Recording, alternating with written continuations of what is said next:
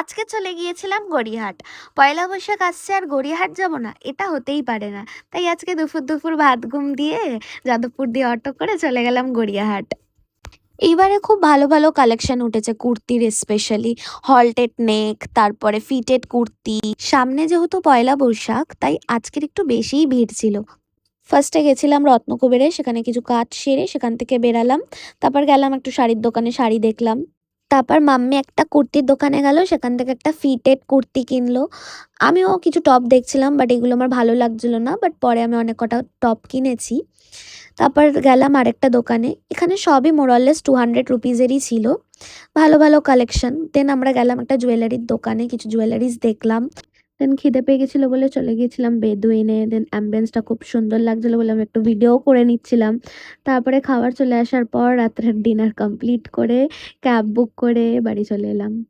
এই আর কি, এইভাবেই দিনটা কেটে গেল। So that's all for today. Hope you like the video. Bye by.